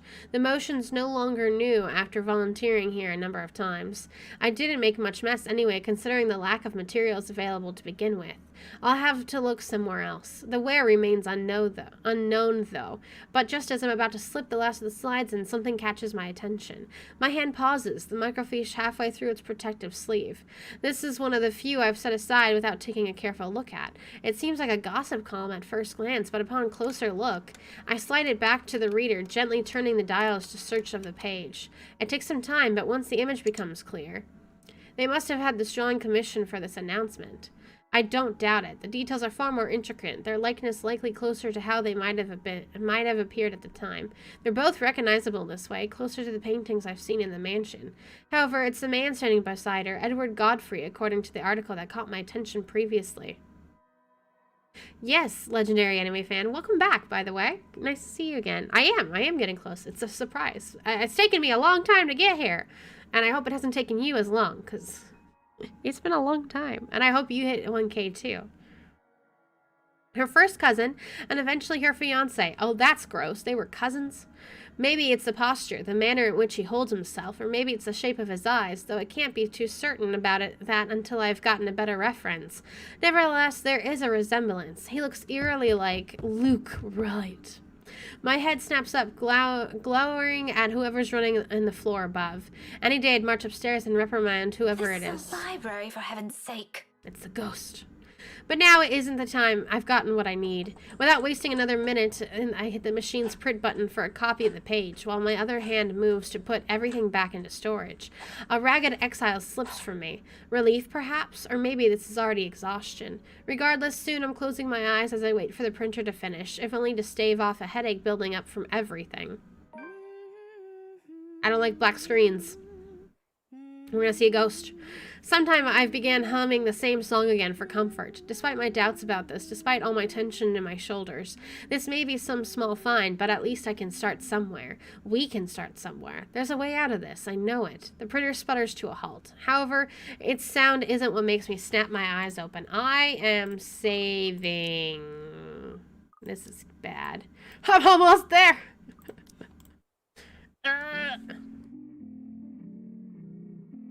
Where'd everyone else go that was in here? Do I just not see them? A feeling, a chilly brush of the air behind my back, brief enough for something sickening to suddenly lodge itself in my throat while I take in my surroundings. It's that suffocating sensation again, creeping into every part of me, crawling under my skin, draining me little by little of any strength. From that day in the mansion, from that brief moment at school, and without delay I grab the papers and make a quick beeline for the door. My whole body freezes. What are you doing, Miss Pink? Why do you have to keep Kylie's voice? I held my breath, not daring to make any noise, although it's nice that it's talking to me. I didn't even talk to Zach. For a little while, only the sound of papers crumbling under my grasp fills the room, the excitement from earlier gone instantly, replaced by a cold, seeping dread spreading through my limbs. But more than fear is the anger. It pains me to hear her using my student's voice against me, and more than once I believed it was really her. It kind of cuts off the hair a little bit, but yeah. She has no right. You play with me. Although she hasn't made a move, if there isn't a wall behind me, I'd probably take a step back. Anything to put distance between us, no matter how small, as long as I'm out of her reach. But I steel myself, because if I do fall back and turn away from her, I'll be left with no way out. I'm not dying here. You think you scare me? Miss Pink, don't be so rude. I'm waiting. I'm not afraid of you, you spook. This is one Scotswoman. You aren't getting into an early grave without a fight. She just brought out an accent randomly. Come at me. I expected she'll lunge and prove to me what a monster she is. Instead, all she gives me is a smile, twisted and gnarled. It's as if time had crawled to a stop at the sight of it. A split-second decision. Before I know it, my body shifts, eyes closing in anticipation, hand grabbing whatever's solid enough at the nearby table and hurling it at her. I don't bother looking to see if whatever I threw hits its mark. I run, as fast as my legs can carry me, despite my heart threatening to burst out of my chest. But in this maze of bookshelves and the whole place almost void of people... hold up. Saving, but who would ever head upstairs in this situation? Who? Head for the door! Yeah, I knew this would be the safer one. I knew it! I think this leads to mostly her death. Oh my god, I have a quick time event coming up though. I'm gonna die. If there's one, it is out of this room, out of this place, as far away as anyone can get from her. I can think about the rest of what I can do after I'm outside. When there are other people, I can ask for help. When she's not chasing after me like this. There's no hesitation in my steps as I race for the restricted section's door, head downstairs, and barrel straight through the library's exit, towards safety, in a desperate bid for my life. Library rules be damned. I can no longer hear her behind me, but I'm not taking any chances. A breath almost escapes me as I near the door. A little more, when out of nowhere, a library cart careens from a blind corner and slams to my sides. Ow. My back hits the floor with a hard thud, the impact completely knocking the breath out of me. The copper tang of blood gradually spreads over my tongue as I fight to get my bearings back. I force myself to move, even with the excruciating pain coursing through my limbs. The exit's almost there, if only I can, but there's no moment's respite. Next thing I know, there's a heavy weight atop of me and the cold digits around my neck, tight like a vice, pressing, closing in, and leaving me gasping for air. Through my blurred vision, I can only make out the hateful gleam, the spite in her eyes as she looms over my body and her grip on my throat grows tighter. Desperation kicks in. My nails dig into her wrist as I struggle against her firm grip, trying to pry her fingers away. Let go. Let me go. Keep the slider within the green bar by moving the mouse. Oh, this is a weird game. Did I do it? Did I do it? Daredevil. That was weird. I don't think twice. My limbs are moving on their own before what I could fully register in my brain and my lungs could recover. Behind me, she lets out a cry, sharp, loud, and thunderous against the empty walls of the library. But the fear her wails bring compares nothing to the relief washing over me when I finally make it out. My knees buckle as my feet hit the pavement, its surface cold and hard against my skin. I've only been in there a few hours, but about 1 or 2, probably. I'm alive still. I don't know anymore. It feels like an eternity all the same. My breathing hasn't slowed down yet, and I don't expect it to after going through that. I probably look the most undignified creature on a Sunday morning right now, out of breath, disheveled, slumped here with a bloodied lip and all. But at the present, I simply can't bring myself to care, even when a few passerbyers start to give me strange looks. Stare at me all you want. I don't give a single shite. I'm alive. I'm safe. This isn't the end yet, but I'm safe. And inside my bag is something that I could get out of this mess. Nothing definite yet. I don't want to get my hopes up, but it's still something. If Isabella's here, I'm sure she'd feel the same. She'll even be the first one who will put her faith on it. Wherever this will lead us to is victory on its own. Now all that's left is to find others, the rest of us trapped in this bloody nightmare. Right on cue, as if to answer my previous thought, my mobile phone lets out a beep, and I pick it up, simply hoping it'll be one of them. Only it's a voicemail from Ashton. There's a pang of disappointment, of course, but it brings some reassurance that nothing's happening to at least one of them. Call me back when you're free. We need to talk. ASAP. He ends it right there, the message less than a minute long, curt, and gives nothing away. I let it ease my worries regardless and do as he asks, because this too is another triumph for us. One less thing to worry about. You didn't want to talk about the conversation on the phone? That's it? You didn't want to tell me what you're going to talk about? You want to tell me what you're talking? What? Oh, we're starting off right here? On Friday? We're starting off right on Friday.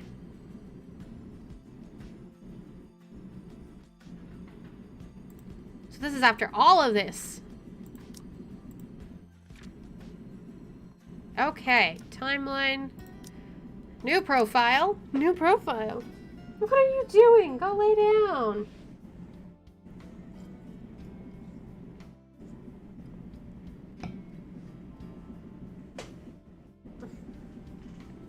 Okay. 29. Got it.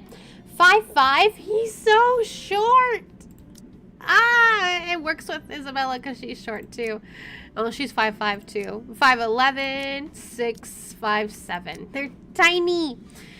Detective Inspector, American Japanese. He's American too? Wow. Christian but non-practicing. Then why does he... Okay.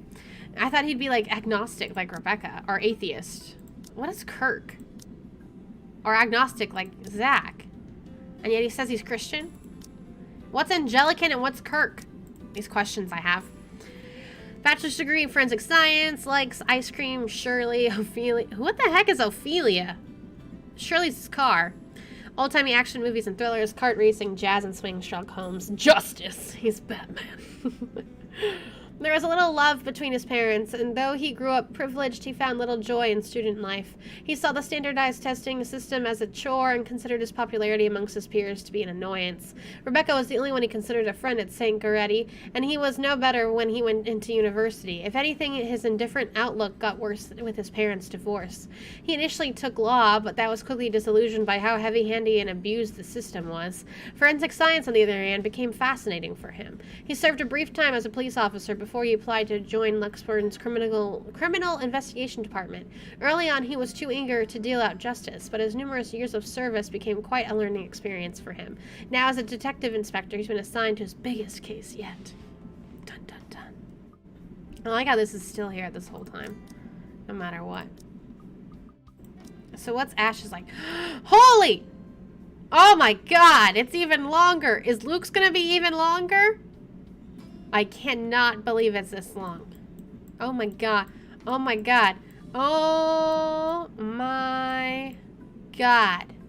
Oh my god. There is so much possible for Ash. Holy crap, guys. I thought Rebecca was long. This is gonna take forever. Oh my god. Oh my, what the heck? 1, 2, 3, 4, 5, 6, 7 different paths here? Ash, what the heck is this? Oh my god. I'm not even halfway. Let's get to the end. Holy crap, what is this? What is this one line? Where does it start? Where does it end? Oh my god, it's still it's coming from this. Holy hell. Okay, here. Hopefully I get the shortest path, because this is so much. This is so much. Baby's still not up yet, so I'm still going. They're always such a hassle and take so much time of my day. Prior plans and commitments canceled, all for the sake of playing along with others. Welcome, welcome everyone. Ugh. I hated them even as a Please, child. make yourselves at home. But Mom often insisted. She'd slick my hair back, put me in one of those stuffy dinner jackets, and if there were any children around, urged me to make friends. Never mind how utterly loud or tedious it was all for the sake of keeping up appearances. To some extent, lies have already surrounded me, long before I've chosen what I wanted to do with my life. Luckily, there was an easy way to tune everything out, and much to Mom's frustration, I always managed to sneak my CD player along. I kept to myself and to my music, had my own little world, until I learned to observe. It's a simple matter of awareness, really. And for someone with keen eyes, a skewed necktie, or a simple flick of the wrist alone could tell 10 volumes about a person. I still don't like parties, especially ones big and fancy as the Wrights' housewarming. However, when there's an actual reason to go, then I figure they're not too bad. Be careful with Shirley, alright? Besides, like it or not, it's all part of the job. I'm here on a mission. On a mission. One that has the name Luke Wright plastered all over it. You'd think the man would want to remain inconspicuous after his name was linked to several high-profile crimes across Luxborn. Granted, most of it have gone cold over the years, having stagnated without any lead or evidence, but that still doesn't make him any less suspect. He's sus. Yet here he is throwing a party in his own backyard. Well, that's normal, right? To throw a party in your own backyard. Although, having observed the man this past year, I'm not even shocked. He craves it, the damn spotlight, constantly yearns for attention like a neglected puppy. It doesn't take a genius to figure out why he's nowhere to be found at his own party. But that's not the problem here. What pisses me off is how far this reach extends and how close he has creeped into the lives of people I care about. Again, like a stubborn itch you couldn't be rid of. First Professor Clark, then there's Isabella. Is Professor Clark the one who died? Explains why Professor Andrew doesn't like Luke. I spotted Z-Man here a while ago, and now there's also Rebecca, apparently. Ashton? Becca, what are you doing here? I was invited. Really? I had no idea you were friends with the host. That explains things and makes this difficult all the same. As if getting a contact among the staff to sneak a name into the guest list isn't hard enough. The guy almost ditched me last night and might have placed another setback on my investigation if it wasn't for my generous tip. Then here comes Rebecca, another person to mind. Well, it's my parents, actually. But that's beside the point. What are you doing here? You hate parties. I still do. I'm just here on behalf of a friend. Unnecessary lie. I can't bring my own friends into this any further than what they found themselves in. Because if Luke Wright so much as harms a hair on either Zach or Rebecca's heads, there will be hell to pay. Worrying about Isabella's brief dealings with him is stressing in itself already. I doubt he'll attempt anything in front of other people, though. It would tarnish his glorious reputation. He values appearances more than anything. That doesn't necessarily mean he isn't capable of it. More than, in fact. And on the off chance he does something, I wouldn't be responsible for my actions. Rare. Do you have someone with you then? Nope, just me. I won't be staying long. Oh, well, if that's the case, maybe you and I can... They gave her a little blush. For Zach and Rebecca's sake, however, I really hope this will simply be another housewarming, even though something tells me it's anything but. Call it detective's intuition or whatever. When Luke Wright's involved, nothing good has ever come out of it, and I can't let my guard down here. Even more so when a familiar car slows to a stop and comes up. Chief. My presence here might be odd at best, but I have an excuse. One that this man handed to me himself a year ago, along with a heavy dose of flattery of a newly promoted detective inspector. Can't exactly say the same for my good old boss, can I? Although to see him here, chatting it up with Luxborn's rich and famous, isn't such a big surprise in itself. No disrespect meant, but the guy is obviously a social climber. What is surprising is the fact that he seems all too eager to mingle with the person of interest's wife. Just what the hell is he doing here? Sorry, Becca, I need to... There's something I need to check for a bit. I'll talk to you later. It's surprising that he's investigating this because of the inspector, but he didn't even know that the inspector was into Luke's wife. So that makes my question be, if the inspector is the one that sent Ash on this route, was that because he wanted Ash to bring Luke down in some public way to make Hannah leave and be with the inspector? To bring Luke down. Yeah. You know what I mean? Was he doing this also so he could sleep with the wife? Is the inspector just that bad of a guy? Maybe. Do you have a ride home? Nope. No, I had to take a cab here. My car wouldn't start this afternoon. But what about... What the shit is going on here? I told you to get that old thing checked before, didn't I? You can head back with me after this. Anyway, I gotta go. See ya. Be careful, okay? Hey, be careful! About what exactly? I don't want to draw attention to myself either. At least not until he's given me proper reason to spoil his little party. Thank you for the invite, Anna. Husband still missing, I see? I should be saying the same of your darling Rochelle, Lee. The doctors again. For now, the best I can do is wait and remain inconspicuous, especially with the chief here, whose motives are dubious at best. If it means having to pretend like I don't know Zach or Rebecca, or forcing myself to rub elbows with people I barely know, let alone like, then so be it. I can't involve anyone. Wandering is out of the question as well, when there are guards and civvies stationed here and there. Sure, getting past them is something I could do with ease, but I'd rather not right now, when I'm one of the few snooping and roaming about. It'd be best to try and do so once there's a crowd of people.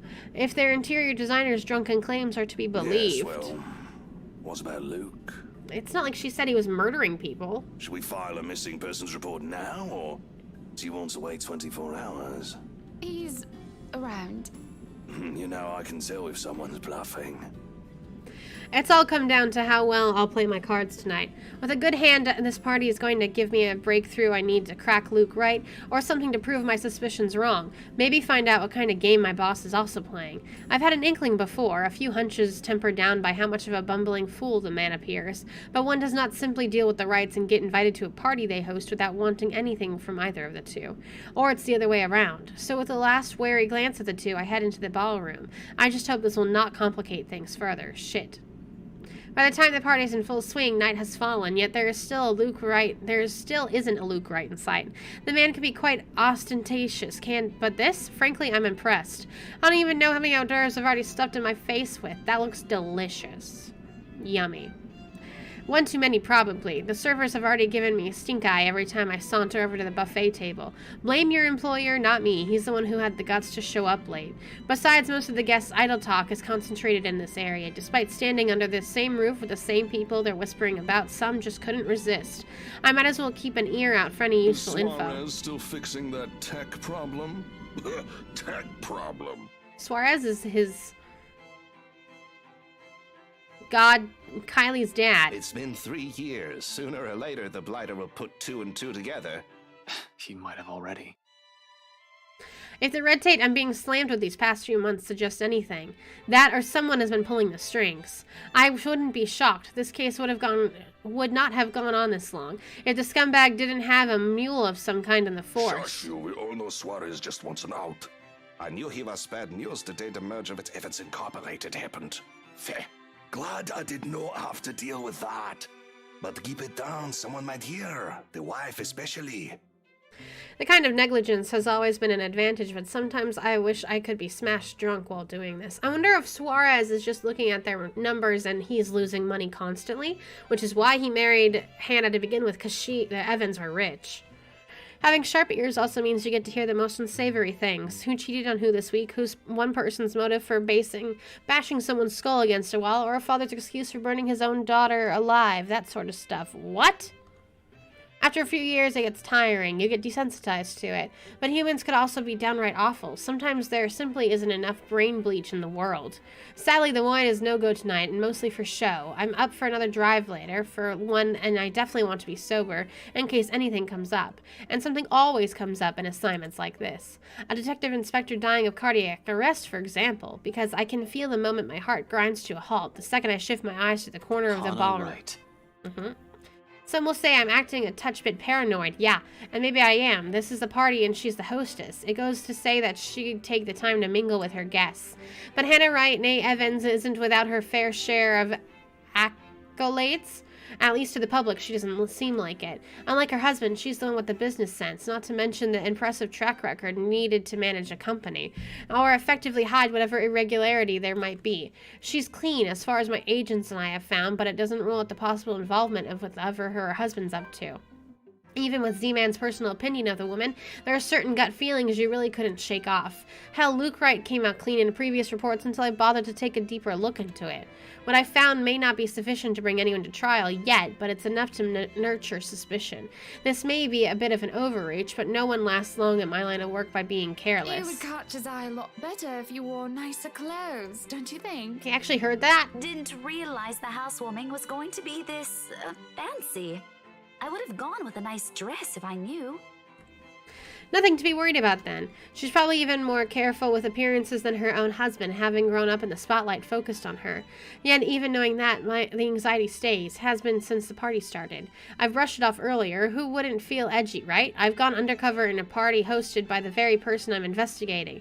That in itself is risky and has plenty of rooms for error. Usually, though, the tension passes around the first half hour or so, and I've been trained to remain composed in situations like this. However, with each second I spend here, it only grows heavier and seeks to overwhelm. An odd feeling that someone is watching me instead. It's Rebecca. It has been like this since last week, but I should have already been used to this. Oh, the ghost is watching him. And I heard the whispering, too. People would be looking at me no matter how small or big of a blip I am on their radar. That's why they do these things. But when the feeling of eyes burning the back of my back lingers longer than necessary, I've been looking around every now and then to catch the culprit. No luck. And despite my efforts to push the sensation as far down as I could, tiny pinpricks continue to sting the back of my head, and the ghost of a cold touch creeps up my limbs. She must not be attacking him too much because he is Asian. Or Japanese, it said, just like her. Until my gaze switches back to Rebecca and Hannah. Oh, that's right, this happened. So he did see this. She stands there, dark-haired, but Rebecca didn't see this. It was only Hannah. Dark-haired and dirty, sticking out like a sore thumb. Even so, no one seems to notice. Although she's looking away from me, her mere existence here strikes, disturbs. A sense of tunnel vision binds, while I stand stock still and gape at her, like my life depends on making sure she stays where she is. I feel trapped in her presence, until another guest bumps into me, yanking me out of my stupor. Only then do I realize that I've been holding my breath. Before I could figure out what happened, she's gone. A quick scan of the room yields no sign of her. The party continues as if nothing's amiss. I'm not really one to judge, but I'm sure someone like that would not have been allowed in a fancy thing like this. What has the security been doing? Are they really that incompetent for someone so distinct to easily get in without notice? There should have been an outcry by now, particularly from the host. She's been standing almost at arm's length away from the woman, and yet she simply continues to talk with Rebecca. The professor! And your little Becky! My parents couldn't make it since they're in Scotland right now. And Mom says hi, by the way. Is there something in the food then that I'm starting to see things? I couldn't have been wine though, every bit as sober as when I stepped out of my car. The hors d'oeuvres? But why would anyone want to do that? Why would Luke Wright want to do that? He's fishy, but I couldn't see why he'd ever think it'd be a good idea to lace the food he'd serve in his party with someone like Chef Lee on his guest list to boot. He has been linked to narcotics trade, yep, however that kind of tactic is below him, that much I can tell. Unless there's a mass murder waiting to happen here tonight, which I highly doubt. So what the fuck was that? Ghosts. But there's no time to look deeper into this, even if I want to. Not when a telling silence comes upon the room and draws everyone's attention to the main doors of the ballroom. About damn time. Good evening, ladies and gents. Enjoying the party? I hope I'm not too late in welcoming you all to the Wright Mansion. I've been tailing this guy for a while now. Before that, I heard stories from previous officers who tackled the case, none of which are pleasant. Mind, I'm not counting the incident with Professor Clark, yet pleasant is glossing over the gravity of it. While Wright's good at covering what shady stuff he's been doing, he's shown to be a really rotten guy. At least that's the case when he thinks none of his peers are around to judge him. I've lost track of how many counts of verbal abuse and harassment cases the guy could be pinned with. Fuck, he even tried to make a move on Isabella back in the open house, right in front of his wife. That wasn't really, it was just flirting. Making a move in flirting I feel like is different, but whatever. Standing in the same room as him doesn't make me want to punch him any less, so he's angry that he flirted with Isabella. Oh, the poor baby. Let's look at this. Look at this dot. And this guy reminds me so much of, Resident Evil Leon. He reminds me so much of Leon. Obviously, I don't think the hair is similar, but like his stance and the gun and all that, yeah. Ha! Luke. Rebecca, Zach, Isabella's almost up there. I'm assuming we can get it up all the way at the end of this. Yeah, hopefully we can. Sitting in the same room of him, oh yeah. Actually, the urge is stronger, but protocols. My case, first and foremost. My own opinion of the man shouldn't get ahead of my purpose here. If I want to put him in his place, it should be in court with the proper charges filed against him. And I'll only be able to do that once I gather enough evidence to pin this bastard down. Welcome one and all to our humble abode. Tonight, if you have yet to find yourself in your roles, you are all ladies and lords of the court of your king and queen, if you would excuse my presumptuousness. So enjoy the feast that has been laid out for your senses, as we only allowed the best to be served. Enjoy the rest of your night, everyone! Suppressing my annoyance, I prepare to step away from the crowd. Amidst the cheers and claps, now is a good time as any to move. Try to find that something that the McCulloch woman is talking about. In the first place, I have no plans to actually shake hands with the slime ball himself. A fake smile is plastered on my face while I pretend to listen to one of those other guests gossiping about him. All while slowly inching out of the ballroom. Unfortunately, before I could get any further... Are you feeling ill, Rochelle? Perhaps you need to sit down and... Rich people only have two ways to resolve their mess. Either they quietly deal with it behind closed doors, or they create an even greater problem out of it, and it just blows up in everyone's faces one way or another. Fun! No! Shut it, you monster! You bloody bastard! Not even a few seconds in, and this is already proving itself to be a big public spectacle. I'm fast-forwarding through this because we've heard it before. Why spend money on television to buy daytime soap operas? You could just go to one of these parties and see the action unfold in real life. You get free food, too. He's right. Really, if I were an actual guest, I'd just take this as some sordid form of amusement. Watch your tongue! You're on thin ice, Rochelle. Where's your husband? But I'm not a guest who's here for a good time. I need to focus on him, even through this whole sorry tale. So I wait, I listen, I observe. Interesting, isn't it, though? That's the chief inspector's wife. I'm glad he put that together. Oh, well, we already skipped forward. The morning after starts off quiet, so he didn't really do anything at the party. So is this going to be the actual conversation that he had with Rebecca? Because they said they'd have a conversation. Is she going to, like, be like, I love you? And he'll be like, oh, we're friends. I'm going to save here, though, because the baby's waking up, and I need to take care of her. I'll probably be back again tomorrow. What time did I start? I started this today around 4? I might be back at 4. I could probably do later, though, because, again, husband is home. He can take care of baby, and I could do a longer stream, too. I doubt I'll get through all of Ash tomorrow, but I'll hopefully get halfway. That will be my goal for tomorrow. So I'll see you guys all tomorrow, sometime in the afternoon, maybe evening. Thank you guys all so much for coming. Thank you, Link, for chatting. Thank you, Kiwi, for chatting. Thank you, Critical Game, for chatting. And the idea to do a Halloween-themed video, definitely will.